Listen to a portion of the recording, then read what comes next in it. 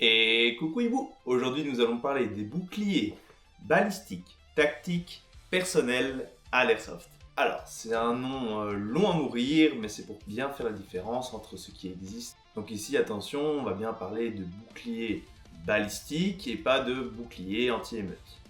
Ce n'est pas la même utilisation ni les mêmes règles. Pensez à bien contacter les organisateurs de votre terrain préféré avant tout achat ou toute fabrication. Le bouclier tactique apporte un gameplay très intéressant et totalement différent, mais il est souvent décrié. Selon la pensée collective, il serait beaucoup trop fort. Maintenant, dites-moi un petit peu, selon vous, qu'est-ce qui est le plus difficile à contrer en forêt? Une personne utilisant un bouclier tactique et en fonçant vers vous et devant être à 10 mètres de vous debout, ou un sniper couché en ghillie à 70 mètres? Restons cohérents s'il vous plaît. Porter un bouclier tactique a autant d'avantages que d'inconvénients. C'est lourd, c'est encombrant, ça réduit la visibilité et ça ne se manie pas facilement du tout. Malgré ça, bien utilisé et dans certaines circonstances, le bouclier est un vrai plus dans nos scénarios. Un joueur bouclier ne va pas rester en arrière, il va justement être plus avancé, c'est lui qui va apporter de l'action dans des situations un petit peu plus difficiles d'accès et où le jeu est totalement bloqué. Ça sera également la possibilité d'avoir un joueur lapin sur qui les tirs vont être concentrés et les autres joueurs de l'équipe pourront faire des contournements ou toute autre action utile. Prenez en compte que le porteur de bouclier sera toujours limité dans ses mouvements à cause de son équipement qui consiste déjà en lui-même un beau malus. Mais si vraiment c'est jugé trop fort suivant le terrain, le scénario et le nombre de joueurs présents, il est toujours possible d'ajouter des malus supplémentaires. Comme par exemple d'ailleurs celle plus courante, ne pas laisser la possibilité au porteur de bouclier d'utiliser une réplique pouvant être épaulée. On peut parfois aller encore un petit peu plus loin et imposer que le porteur de bouclier ne soit équipé que d'une réplique de poing avec des chargeurs à capacité réelle. Maintenant, pour ceux qui trouveraient encore que le bouclier est beaucoup trop fort, alors en CQE ça peut faire sens, maintenant en forêt, voilà. Prenez-en un, testez-le et vous nous direz si réellement c'est trop fort. Certains terrains vont accepter les boucliers personnels, mais pas les boucliers balistiques complets. Donc ceux qui font 1m80 et qui protègent 5 copains derrière le porteur. Certains vont accepter qu'on ajoute une petite fenêtre où qu'on puisse soit tirer au travers, soit uniquement voir au travers. Et évidemment, d'autres demanderont que le bouclier soit entièrement plein. Et heureusement, ça c'est un cas plus rare dans les terrains qui autorisent les boucliers. Là-bas, ils imposeront le fait d'ouvrir le bouclier comme une porte avant d'avoir le droit de tirer. J'ai mon bouclier, j'ai ma réplique, j'ouvre et seulement après, je peux tirer.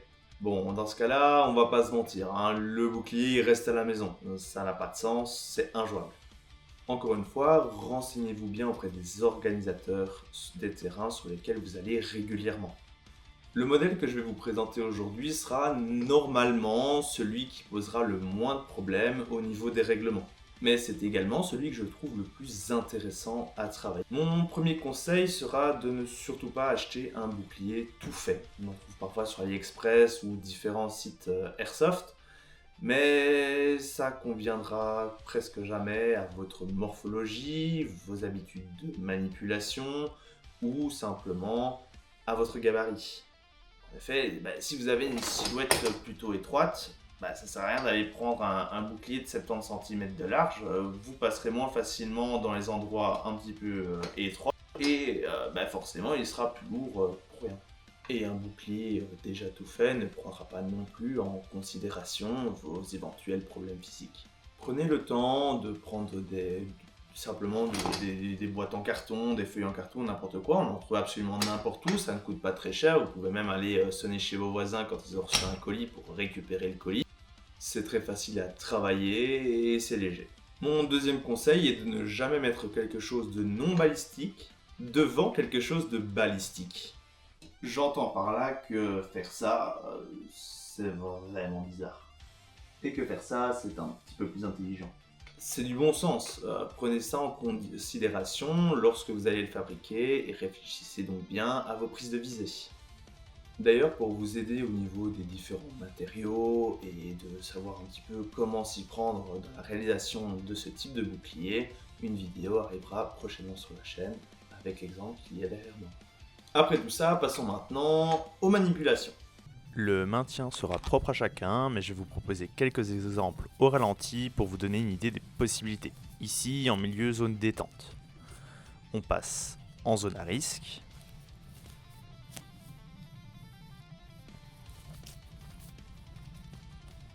Et maintenant, progression en zone à haut risque. Je préfère de cette manière-là, je suis beaucoup plus à l'aise et mon bouclier est pas mal stabilisé.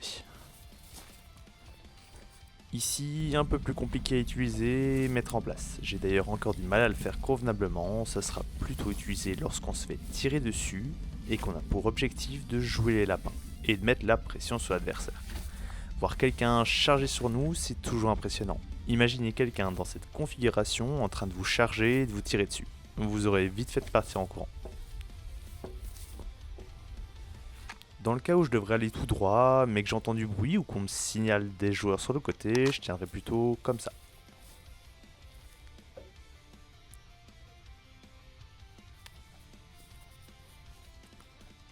On passe au rechargement d'urgence, en espérant que ça n'arrive jamais.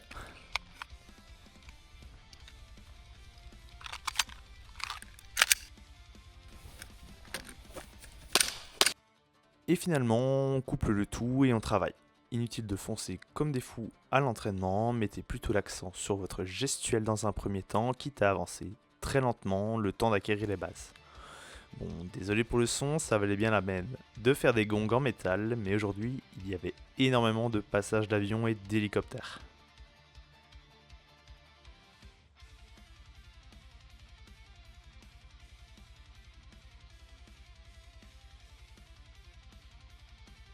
Dernier petit mouvement, pas vraiment conseillé, mais j'avoue que ça m'a déjà sauvé une fois ou deux lors de scénarios à prise d'objectif. J'étais un petit peu sous le feu des adversaires et j'avais pas le temps de faire autrement. Ça manque encore un peu de vitesse, mais pour le moment, on en est là.